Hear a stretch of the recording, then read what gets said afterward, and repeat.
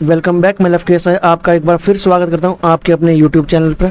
ठीक है, तो ये आपकी जो है चाइल्ड डेवलपमेंट की क्लास है और इस वीडियो में जो आपके प्रीवियस ईयर में जो क्वेश्चंस बने या फिर मैं ये बोलूँ तो कि आपके जो प्रीवियस ईयर के जो पेपर हुए थे, ठीक है, उनसे क्वेश्चन उठाए गए हैं और उन क्वेश्चंस को यहाँ पर सोल्व किया गया। तो चलिए स्टार्ट करते हैं अपने पहले क्वेश्चन से। आपका पहला क्वेश्चन है, भिन्न रूप से सक्षम बच्चे के लिए निम्नलिखित में से कौन से सबसे महत्वपूर्ण कारक हैं। अब सबसे महत्वपूर्ण कारक क्या होगा? जो बच्चे डिफरेंटली एबल होते हैं उन बच्चों के लिए बात की गई है। तो वहाँ पर उनके साथ उनके लिए हम क्या कर सकते हैं? तो पहला ऑप्शन है यहाँ पर उसके व्यवहार को नियंत्रित करना। देखो, जो डिफरेंटली जो एबल बच्चे होते हैं उनका व्यवहार को नियंत्रित हमें नहीं करना, उनके ग्रेड्स में सुधार करना ये भी नहीं करेंगे और उनकी पीड़ा को कम करना। देखो, उनकी पीड़ा को आप कम नहीं कर सकते क्योंकि उनमें शारीरिक या मानसिक किसी भी तरीके की जो है क्षति हुई है उनके जो भी है, ठीक है ना, चाहे वो एनवायरनमेंट में हुई हो, चाहे वो गर्भावस्था के समय हुई हो, है ना, जन्म से पहले भी हो सकती है बच्चे में, तो आप उसकी उनकी पीड़ा को भी कम नहीं कर सकते। ठीक है, तो उनके लिए आपको क्या करना है? उनके जो कौशल हैं, वो जिस चीज़ में एक्सपर्ट हैं या फिर जिस भी चीज़ में वो स्पेसिफिक जिस भी चीज़ में वो दक्ष हैं उस चीज़ में आपको वृद्धि करनी है। ठीक है ना, उसी को मतलब उनको उन्हीं से संबंधित आपको टास्क देने हैं। तो यहाँ पर जो आपका थर्ड ऑप्शन है वो ठीक होगा। ठीक है, तो चलते हैं नेक्स्ट क्वेश्चन पे। आपका नेक्स्ट क्वेश्चन है, निम्नलिखित में से कौन सा अधिगम निर्योग्यता का कारण हो सकता है? मतलब अधिगम निर्योग्यता मतलब लर्निंग डिसेबिलिटी का कारण क्या हो सकता है? ठीक है ना, तो पहला ऑप्शन है सांस्कृतिक वैभिन्य, तो ये तो नहीं हो सकता। ठीक है, दूसरा ऑप्शन है अभिभावक द्वारा बच्चे के जन्म से पूर्व ड्रग इस्तेमाल करना। तीसरा ऑप्शन है शिक्षक की अभिक्षमता। देखो, टीचर की अभिक्षमता यहाँ पर डिपेंड नहीं करती क्योंकि अधिगम निर्योग्यता की बात की गई है। टीचर तो पढ़ाता ठीक पढ़ाता, लेकिन बच्चा सीखने के बावजूद मतलब टीचर बहुत अच्छे तरीके से समझा रहा है, उसके बाद भी यदि बच्चा नहीं समझ पा रहा, या तो उसके मानसिक रूप से वो परेशान है, या मानसिक रूप से मंद है, या फिर मानसिक रूप से उसके मानसिक दिमाग में क्षति पहुँची है, या फिर वो फिजिकली सही से डेवलप नहीं हो पाया, ठीक है, हाथ पैर में दिक्कत है, कुछ भी हो सकता है। तो इसमें टीचर का कोई वो नहीं है। ठीक है, फोर्थ ऑप्शन है समवयस्कों के द्वारा प्रदर्शित उदासीनता। जो उसके साथ के जो साथी हैं वो उदासीनता दिखा रहे हैं पढ़ाई में शायद, तो इसलिए यहाँ पर आपका फोर्थ ऑप्शन भी नहीं होगा। तो यहाँ पर जो आपका सेकंड ऑप्शन है कि बच्चे के जन्म से पहले जो पेरेंट्स होते हैं उन्होंने ड्रग्स का इस्तेमाल किया, ठीक है ना, या एल्कोहलिक होते हैं वो बहुत ज़्यादा और उनकी शादी हो जाती है, चाहे वो पुरुष हो सकता, चाहे वो मेल हो सकता है, चाहे वो फीमेल हो सकती है। ठीक है, तो उनके जो बच्चों में ना ये चीज़ देखी जाती है कि बच्चे पर इस चीज़ का बुरा प्रभाव पड़ता है, ठीक है, ड्रग्स का हो गया या फिर कोई भी नशीली पदार्थ हुआ। तो यहाँ पर जो आपका सेकंड ऑप्शन है वो ठीक है, अधिगम निर्योग्यता का कारण कि बच्चे में ये जन्मजात पैदा होती है, ठीक है ना, मतलब जन्म से आती है जीन्स के थ्रू अपने पेरेंट्स के। तो यहाँ पर जो आपका सेकंड ऑप्शन है वो ठीक होगा। नेक्स्ट क्वेश्चन है आपका, भाषा विकास में सहयोग करने का कौन सा तरीका सबसे गलत है? तो सबसे गलत तरीका आपको यहाँ पर बताना है। पहला ऑप्शन है बच्चे को एक प्रकरण पर बिना टोके बात करने देना। अच्छा, गलत वाला बताना है, ठीक है, तो आप ऐसा करने दोगे, पता क्यों? यदि आप बच्चे को कोई बच्चा किसी टॉपिक पर बात कर रहा है, अपने घर से रिलेटेड कुछ बता रहा है, कुछ अपना एक्सपीरियंस आपको शेयर कर रहा है और आप उसे टोक देते हो, तो ना आपको अगली बार से अपना एक्सपीरियंस शेयर करने से बचेगा। वो कहेगा छोड़ो यार, मतलब उनको ये लगेगा कि मुझे डांट रहे हैं, उनके माइंड में ये आ जाती है कि ये मेरी बात सुनना नहीं चाहता, या मतलब ठीक है ना, बच्चे की थिंकिंग होती है, अपने अलग अलग बच्चे की अलग अलग थिंकिंग होती है। तो ऐसा तो आप करोगे कि ताकि बच्चा अपनी जो अभिव्यक्ति है वो ढंग से कर पाए। दूसरा ऑप्शन है उनकी अपनी भाषा के प्रयोग को अमान्य। देखो, भाषा के प्रयोग को अमान्य नहीं करना। अच्छा, नहीं वाला गलत है ना, हाँ, तो यही ऑप्शन होगा आपका गलत वाला आपका यही ऑप्शन है कि जो बच्चा अपनी मातृभाषा सीख कर आया है अपने घर परिवार की, उसकी भाषा को आप अमान्य कर रहे हो, तो ऐसा आपको नहीं करना। ठीक है, तो यहाँ पर जो आपका ऑप्शन नंबर सेकंड है गलत वाला, तो गलत पूछा था, गलती होगा। और भी ऑप्शन देख लेते हैं कैसे हैं। बच्चों द्वारा की गई पहलों को समर्थन। बच्चा देखो खोजबीन करता है। यदि ये आपने पियाजे की थ्योरी पढ़ी होगी तो पियाजे इसी बात को बोलता है कि बच्चे लिटिल साइंटिस्ट होते हैं। ठीक है, तो यहाँ पर आप इसका समर्थन करोगे। फोर्थ ऑप्शन है भाषा का प्रयोग करने के अवसर उपलब्ध कराना। देखो, हिंदी की हो मतलब हिंदी लैंग्वेज हो, चाहे बच्चे की इंग्लिश लैंग्वेज हो, चाहे फर्स्ट लैंग्वेज हो, चाहे सेकंड लैंग्वेज हो, आप क्लास में ऐसा एनवायरनमेंट क्रिएट करोगे कि बच्चा ज़्यादा से ज़्यादा अपनी अभिव्यक्ति कर सके, लैंग्वेज का प्रयोग कर सके। दूसरी उसके बाद एक टीचर को ना, जैसे अगर हिंदी का टीचर है तो वो जो हिंदी भाषा से एकदम समृद्ध होना चाहिए, मतलब उसकी हिंदी पर पकड़ इतनी अच्छी होनी चाहिए, मतलब हर क्लास के अकॉर्डिंग, कि यदि वो फर्स्ट थर्ड क्लास के बच्चों को हिंदी पढ़ा रहा है तो उन्हीं से संबंधित ऐसे ही शब्द करने उनके छोटी क्लास के अकॉर्डिंग, ताकि उनके मस्तिष्क से वो रिलेट कर पाए, वो शब्द जो है वो समझ पाए। यदि आप बड़ी क्लासों के शब्दों को यूज़ करते हो छोटी क्लास में तो ये चीज़ गलत हो जाएगी। तो यही बात इंग्लिश में है। तो यहाँ पर जो आपका गलत वाला ऑप्शन था वो सेकंड था। तो चलते हैं नेक्स्ट क्वेश्चन पे। आपका नेक्स्ट क्वेश्चन है, दाएं हाथ से काम करने वाले अधिकतर व्यक्ति के लिए मस्तिष्क का बायां गोलार्ध डैश को नियंत्रित करता है। अब देखो, यदि आपने बुक पढ़ी होगी तो आपका एक टॉपिक आया होगा छोटा सा, उसमें ये बताते हैं कि माइंड का जो लेफ्ट भाग है वो बॉडी के राइट भाग को कंट्रोल करता है, और जो बॉडी माइंड का जो राइट भाग है वो लेफ्ट भाग को जो है कंट्रोल करता है।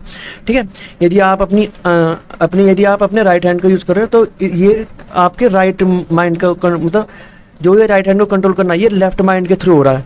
ठीक है, यदि आप अपनी आइज़ जो है, आपकी दो आइज़ जो है, यदि आप अपनी लेफ्ट आइज़ को ब्लिंक कर रहे हो, अपनी आंखें झपका रहे हो, तो वो आपके राइट माइंड के थ्रू हो रहा है। ठीक है ना, ये इसकी वजह से हो रहा है, तो इनके क्रॉस कनेक्शन होते हैं। तो इसी तरह तो यहाँ पर जो दायां बाएं की बात की गई है, पढ़ लेते हैं। दाएं हाथ से काम करने वाले अधिकतर व्यक्तियों के लिए मस्तिष्क का बायां गोलार्ध देशिक चाक्षुष सूचना को नियंत्रित करता है। ठीक है ना, मतलब यदि आप दाएं हाथ से काम कर रहे हो तो मस्तिष्क का बायां जो है वो काम करता है इसकी, और इसमें जो बाएं बाजू की गति इससे कोई मैटर नहीं करता। बात है बस ये है कि लेफ्ट जो माइंड है वो आपका राइट बॉडी को कंट्रोल करता है, और जो राइट माइंड है वो आपका लेफ्ट बॉडी को कंट्रोल करता है। ठीक है, तो यहाँ पर जो आपका ऑप्शन नंबर है फर्स्ट ही ठीक होगा। नेक्स्ट क्वेश्चन पर चलते हैं। आपके नेक्स्ट क्वेश्चन आपका, निम्नलिखित में से कौन सा विकास से संबंधित मुद्दा है? विकास से संबंधित मुद्दा आपको कौन सा, आपको वो बताना है। देखो, सहजात अर्जित ये नहीं है, स्वाभाविक पोषण संबंधी भी नहीं है, शैक्षिक और सहशैक्षिक भी नहीं है। ठीक है ना, यहाँ पर जो आपका जो विवाद है, जो मुद्दा चलता है वो है आपका प्रकृति पोषण। एक दो जो विवाद है या फिर जिन पर अभी तक कोई भी जो है वैज्ञानिक जो साइकोलॉजिस्ट हैं वो सहमत नहीं हुए, वो है आपका कि जो विकास है वो डिसकंटिन्यू चलता है या फिर वो स्टेजेस में चलता है। ठीक है ना, आपको ऐसी थ्योरी बहुत सारी मिल जाएंगी कि किस तरीके से चलता है, लेकिन जो आपका विकास है वो चलता है इसी तरीके से, आप ऐसे चलते चलते। ठीक है, तो यहाँ पर जो आपका ऑप्शन नंबर थर्ड है वो ठीक होगा। ठीक है, नेक्स्ट क्वेश्चन आपका, डैश के अलावा निम्नलिखित में से कौन सा प्याजे की पूर्व संक्रियात्मक अवस्था का हिस्सा नहीं है? तो देखो, बच्चा ईगोसेंट्रिक होता है। ठीक है ना, ईगोसेंट्रिक होता है इस स्टेज में। जीवात उसको लगता है कि सभी चीज़ों में जाने, यदि उसका पैर दरवाजे से लग चुका है या वो चलते चलते ही गिर चुका है, ठीक है, अपने घुटनों के बल गिर गया और उसके घुटने में चोट लग गई बच्चे के, तो बच्चा क्या कहता है कि ये जो ज़मीन है इसने मुझे मारा है तो इसको भी मारना चाहिए। ठीक है, तो ऐसे बच्चे की थिंकिंग होती है। तो सेकंड ऑप्शन आपका नहीं होगा, सॉरी नहीं वाला पूछा ना, तो ये आपके पूर्व संक्रियात्मक अवस्था की तो है ये स्टेज, ये है विशेषता, ये भी विशेषता। और अनपलटा वाली मतलब इरिवर्सिबिलिटी, बच्चे को ये तो पता होती है कि 6 + 4 = 8 होते हैं, लेकिन बच्चे को ये नहीं पता होती यदि मैं 6 में से 2 माइनस कर दूं तो 4 आएगा। ठीक है ना, इस तरीके से बच्चे को ये चीज़ें पता नहीं होती हैं। यदि हम इसका एक और एग्जांपल देखें तो पेरेंट्स हैं, पेरेंट्स के एक लड़का है, बॉय है, एक गर्ल है, तो लड़के को ये पता है कि मेरी एक बहन है, लेकिन लड़के को ये नहीं पता कि इस बहन का एक भाई भी है जो कि ये खुद है। ठीक है, तो ऐसी थिंकिंग बच्चे को रिवर्सिबिलिटी में मतलब बच्चे को नहीं पता होती, तो वही इसकी विशेषता है जो सेकंड स्टेज है, पूर्व संक्रियात्मक अवस्था 2 से 7। यदि आपको पता हो तो इसके बारे में, तो सेकंड ऑप्शन भी आपकी विशेषता है। लेकिन जो संरक्षण है ना, कंजर्वेशन, इसका जो है ये नेक्स्ट स्टेज है उसकी विशेषता है, इसमें इसका अभाव पाया जाता है, संरक्षण का अभाव पाया जाता है। ये भी जो संरक्षण का जो अभाव है ये इसी स्टेज की विशेषता है, लेकिन यहाँ पर बोला संरक्षण मतलब संरक्षण बच्चा कर सकता है, तो ये इस स्टेज की विशेषता नहीं है, नेक्स्ट स्टेज की विशेषता है। ठीक है, तो आपका जो नेक्स्ट जो नहीं वाला था ऑप्शन वही ये फोर्थ ऑप्शन। ठीक है, नेक्स्ट क्वेश्चन पर चलते हैं। आपका जो नेक्स्ट क्वेश्चन है वो है, डैश के अलावा निम्नलिखित में से कौन सा प्याजे की मूर्त? देखिए 7 से 11 मान लीजिए या फिर आप 12 जैसे 11 ही मान लीजिए, 7 से 11 ठीक है ना, ये मान लीजिए अवस्था का हिस्सा नहीं है। थर्ड स्टेज की विशेषता कौन सा नहीं है? देखो उल्टा वाली नहीं, मतलब रिवर्सिबिलिटी कर लेता बच्चा, ठीक है, आगमनात्मक जो तर्कणा है वो भी कर लेता है, देशिक चिंतन भी कर लेता है, ठीक है नहीं, लेकिन संरक्षण का अभाव ये पिछली स्टेज की विशेषता, ठीक है। तो यहाँ पर जो संरक्षण का अभाव पिछली स्टेज की विशेषता है, और जो संरक्षण है वो इस स्टेज की विशेषता थी। तो यहाँ पर जो आपका फोर्थ ऑप्शन है जो नहीं है, नहीं वाला जो है वो यही होगा, फोर्थ ऑप्शन, ठीक है। नेक्स्ट क्वेश्चन है आपका, निम्नलिखित में से कौन सा स्टेनबर्ग के बुद्धि के त्रितंत्र सिद्धांत का हिस्सा नहीं है। और देखो बुद्धि के त्रितंत्र का सिद्धांत का हिस्सा कौन सा नहीं है, आपको वो बताना है, ठीक है।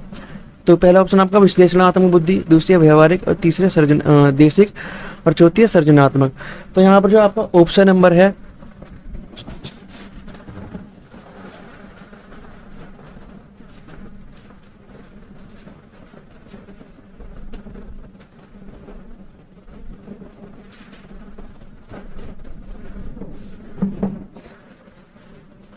जो आपके यहाँ पर ऑप्शन नंबर है थर्ड, देशिक बुद्धि। ये जो है स्टेनबर्ग ने जो अपनी जो थ्योरी दी है, तीर्थतंत्र बुद्धि का सिद्धांत दिया है, उसमें ये तीनों तो हैं, लेकिन जो ये थर्ड ऑप्शन है वो नहीं है इसकी, है ना, इसका पार्ट या जो भी है। तो यहाँ पर जो आपका थर्ड ऑप्शन है, नहीं वाला पूछा था, थर्ड है ऑप्शन, ठीक है। नेक्स्ट क्वेश्चन आपका, डैश के अलावा निम्नलिखित में सभी बुद्धि परीक्षण के उदाहरण है।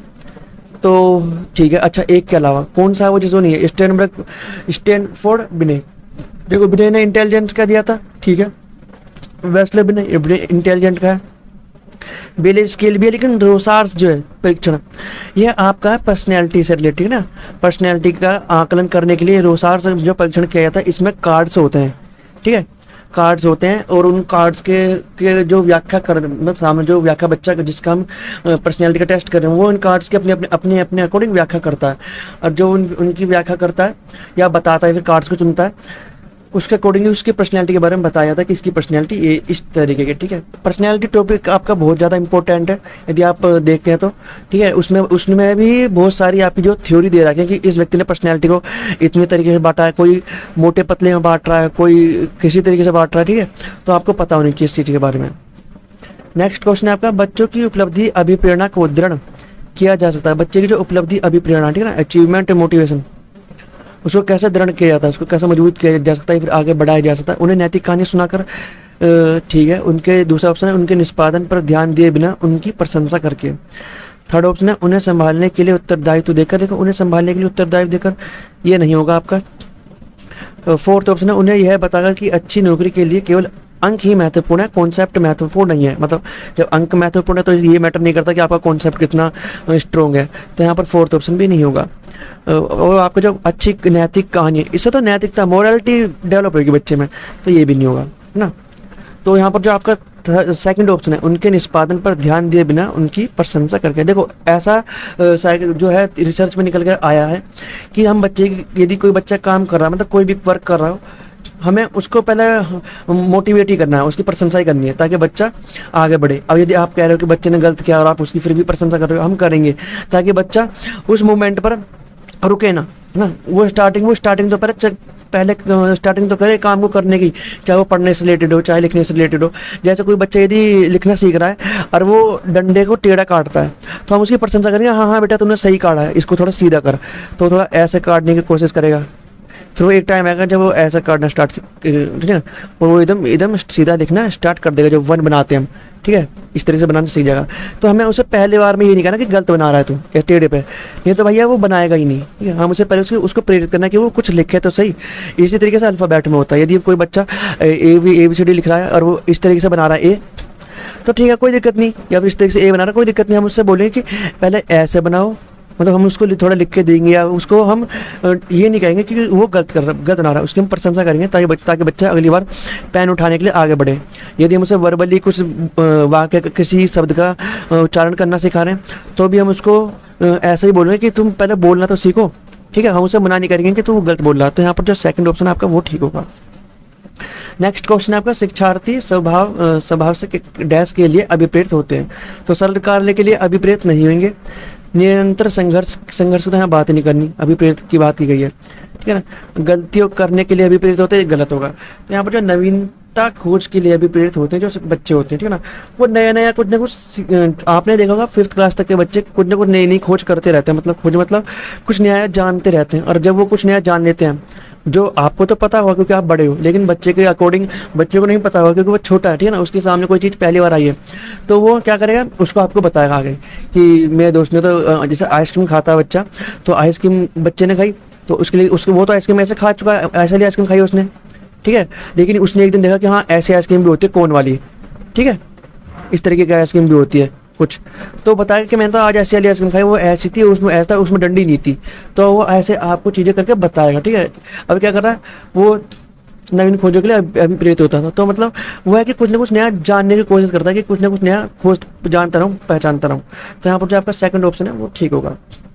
नेक्स्ट क्वेश्चन आपका, भारत में शिक्षा की गुणवत्ता को सुधारने का सर्वाधिक महत्वपूर्ण कारक हो सकता है प्रशिक्षण एवं पर्यावरण के द्वारा शिक्षकों की व्यवसायिक दक्षता को बढ़ाना। अच्छा, यहाँ से ये ऑप्शन जो है, ये ए ऑप्शन यहाँ से स्टार्ट है आपका और यहाँ पर आपका ख़त्म है, ठीक है। तो पहला ऑप्शन आपका प्रशिक्षण एवं पर्यवेक्षण के द्वारा शिक्षकों की व्यावसायिक दक्षता को बढ़ाना, मतलब जो टीचर है ना उनको ट्रेनिंग मिलनी चाहिए टाइम टाइम पर, ताकि वो अपनी जो टीचिंग है उसमें इम्प्रूवमेंट कर सकें, ठीक है। दूसरा ऑप्शन है केवल उच्च स्तरीय चिंतन कौशलों पर ही आकलन को केंद्रित करके, कि हमें सिर्फ उच्च स्तरीय जो हायर लेवल की जो थिंकिंग होती है उस पर ही ध्यान करना, उसी का आकलन करना, ठीक है ना। तो ऐसा नहीं करेंगे हम क्योंकि बच्चे हैं और हम उच्च स्तर पर नहीं जाएंगे, हम 5th क्लास तक ही जाएंगे। थर्ड ऑप्शन आपका संपूर्ण भारत हेतु एक ही पाठ्यचर्या का अनुगमन। देखो पूरे भारत में एक ही पाठ्यचर्या का अनुगमन करना मुश्किल है, ठीक है। हालांकि बहुत से जो है आपके जो 11th 12th में है वहाँ पर बहुत से टॉपिक आपको सेम मिलेंगे, लेकिन कुछ ना कुछ आपको अलग अलग राज्यों में चेंजेस आपको देखने को जरूर मिलेंगे, ठीक है ना। 1-2 चैप्टर का या 5 चैप्टर का या फिर बेसिक से जो है, क्योंकि यदि आप कोई चैप्टर पढ़ रहे हो, आप यदि आप दिल्ली में पढ़ रहे हो तो आप दिल्ली से रिलेटेड चीज़ों को देखोगे, यदि आप कर्नाटक में पढ़ रहे हो तो आप वहाँ का इतिहास जानोगे, ठीक है। तो यहाँ पर जो है चेंजेस करने को होगा और पूरे भारत में एक ही जो है पाठ्यचर्या का अनुगमन करना, इसलिए यहाँ पर ये पॉसिबल है। तो यहाँ पर थर्ड ऑप्शन वो गलत होगा। बाह्य परीक्षा की आवृत्ति को बढ़ाते हुए उसे साल में 2 बार करना। तो बाह्य परीक्षा की तो हम बात ही नहीं करते, बच्चे का जो एग्जामिनेशन है, एग्जाम जो देता है बच्चा वो स्कूल में ही देता है, ठीक है। तो बाह्य परीक्षा की तो कोई बात ही नहीं होगी यहाँ पर। तो यहाँ पर आपका फोर्थ ऑप्शन भी गलत होगा। फर्स्ट ही ऑप्शन यहाँ पर आपका जो है सही बैठ रहा है, वो ये कह रहा है कि प्रशिक्षण और परीक्षण द्वारा टीचर की जो व्यवसायिक जो दक्षता है ना, जो उसकी टीचिंग है उसको हमें इम्प्रूव करना है। तो इससे जब टीचर की जो टीचिंग इम्प्रूव होगी तो बच्चे की भी लर्निंग इम्प्रूव होगी, ठीक है। तो यहाँ पर जो आपका फर्स्ट ऑप्शन है वो ठीक होगा। नेक्स्ट क्वेश्चन है आपका, रूपात्मक आकलन हो सकता है। अब रूपात्मक आकलन में क्या क्या हो सकता है देखो ना, तो पूर्व परीक्षण हो सकता है, पश्चिम परीक्षण। मतलब रूपात्मक आकलनों में क्या करते हैं हम, एक परीक्षण लेते हैं पहले बच्चे, ठीक है, हमें पता चलती है बच्चा कहाँ गलती कर रहा है, ठीक है।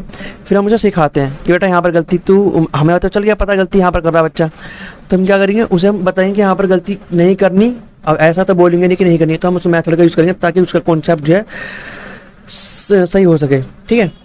और उसके बाद हम फिर एक बार टेस्ट लेते हैं बच्चे का, मतलब एग्जाम बोलो या टेस्ट बोलो, हम वो लेते हैं, ठीक है ना। उससे हम देखते हैं कि बच्चे के पहले में और अब में अंतर आया या नहीं आया, या अब कुछ और गलती कर रहा है। यदि अब कुछ और गलती कर रहा है तो हम उसे सुधारेंगे।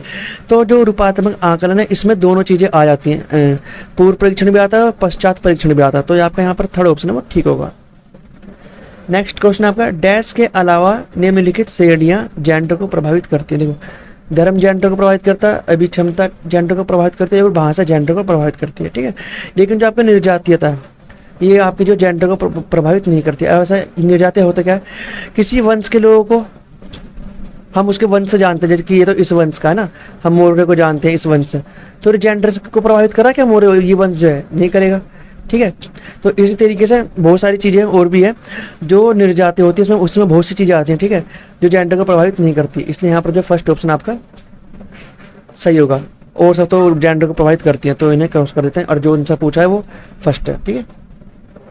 नेक्स्ट क्वेश्चन आपका, सीमा देविका से ज़्यादा डैश हो सकती है। अब क्या हो सकती है, देखो सीमा और देविका नारी है और निर्जातीय सदृश्य होगा ये। अगर पुरुषों के बारे में होता कि राकेश मोहन से ज़्यादा पुरुष जाती है तो यहाँ पर हम पुरुष का लिखते हैं, लेकिन हम यहाँ पर दोनों महिलाएं हैं तो महिला का लिखेंगे, ठीक है। तो यहाँ पर जो आपका फर्स्ट ऑप्शन है वो ठीक होगा। नेक्स्ट क्वेश्चन है आपका, गरीबी से पीड़ित बच्चों के साथ व्यवहार करते समय विद्यालयों को क्या करना चाहिए? सही ध्यान के लिए उन्हें पृथक करते हुए शैक्षिक गतिविधियों को अधिक महत्व देना चाहिए। देखो, सही ध्यान के लिए उन्हें पृथक करते हुए शैक्षिक गतिविधि को अधिक महत्व देना चाहिए। व्यवहार के उच्च मानकों पर अधिकार प्राप्त करने के लिए उनसे अपेक्षा करनी चाहिए, अपेक्षा नहीं करनी। नियमित रूप से विद्यालय में न आने के कारणों को बिल्कुल भी सहन नहीं करना चाहिए। देखो, आपको पता करना है कि क्यों नहीं आ रहे, लेकिन ऐसा नहीं कि आप सहन नहीं करोगे कि नहीं आपको तो आना ही है, चाहे कुछ भी हो जाए, आंधी हो चाहे तूफान हो, आप ऐसा नहीं करोगे। फोर्थ ऑप्शन है शिक्षार्थियों को उपयुक्त प्रशिक्षण उपलब्ध कराना ताकि वे अपने आत्मसम्मान को दृढ़ करने की कुशलता विकसित कर सकें। तो ये होगा, हमें बच्चे के साथ ऐसा व्यवहार करना है जो गरीबी से पीड़ित जो बच्चे हैं, ठीक है ना, ताकि उनमें आत्मसम्मान विकसित हो सके। क्योंकि पता क्या होता है, आज के टाइम में क्या हो रहा है, अमीर और गरीब का बहुत ज़्यादा जो गैप है वो बढ़ चुका है, जिसकी वजह से अमीर को ज़्यादा अच्छा समझा जाता है, फिर ज़्यादा उच्च समझा जाता है गरीब लोगों के कंपैरिजन में, ठीक है ना। और ये चीज़ आप समाज में भी देख सकते हो, जो इंसान ज़्यादा पैसा वाला होता है उसकी ज़्यादा वैल्यू की जाती है एज़ कम्पेयर टू उस व्यक्ति के जो कम अमीर है, ठीक है, कम रिच है। तो यही चीज़ यहाँ पर है, जो बच्चे गरीब हैं और स्कूल में है ना, उनमें आत्मसम्मान की कमी होगी, कहीं ना कहीं वो दूसरों से थोड़ा अपने आप को कम आएंगे, और हमें ऐसा नहीं होने देना है, ठीक है। तो यहाँ पर जो आपका फोर्थ ऑप्शन है वो ठीक होगा। तो आज इस वीडियो में हमने जो आपके जो CDP के कम से कम 16 या 15 क्वेश्चन करें, ठीक है। मैं डेली आपके इस चैनल पर CDP की वीडियोस अपलोड कर रहा हूँ, साथ ही साथ जो आपके पेडागोजी के जो सब्जेक्ट है, ठीक है ना, उनकी भी वीडियोस मैं डेली अपलोड कर रहा हूँ। मतलब एक वीडियो तो आपको डेली जो है 6 बजे के आसपास आपको मिल जाएगी चाइल्ड डेवलपमेंट की, और जो 6:30 के आसपास या फिर 7 बजे के आसपास आपको एक वीडियो जरूर पैडागोजी के सब्जेक्ट की जरूर मिलेगी। यदि आप चैनल पर नए हैं तो चैनल को जरूर सब्सक्राइब करें, ताकि जो आपका CTET है, अब मैं ये नहीं कह रहा कि CTET ही हो, ठीक है ना, मतलब अभी तो आपका CTET चल रहा है, लेकिन जो ये वीडियो है ये आपके सभी TET एग्जाम के लिए इंपॉर्टेंट है, क्योंकि जो आपका चाइल्ड डेवलपमेंट है ना, वो आपका हर जगह मोस्टली सेम ही होता है, ठीक है ना। उसमें हर टॉपिक, जैसे इंटेलिजेंस का टॉपिक आपका ग्रोथ एंड डेवलपमेंट का है, तो बहुत सारे टॉपिक ऐसे हैं जो हर जगह आपको सेम ही मिलेंगे। 90% या 95% आपको जो है टॉपिक सेम मिलेंगे, एक आध का ही 1-2% का ही अंतर होता है यदि आप किसी और स्टेट का जो TET एग्जाम है वो देते हो। तो चाइल्ड डेवलपमेंट की जो वीडियो है या फिर जो आपका पेडागोजी के जो सब्जेक्ट है उनकी जो वीडियोस है वो आपके सभी TET एग्जाम के लिए इंपॉर्टेंट होएगी। यदि आपने चैनल को सब्सक्राइब नहीं किया तो कर लीजिए, ताकि आपके पास जो है नोटिफिकेशन टाइम टू टाइम मिलते रहे। तो चलिए मिलते हैं नेक्स्ट वीडियो में।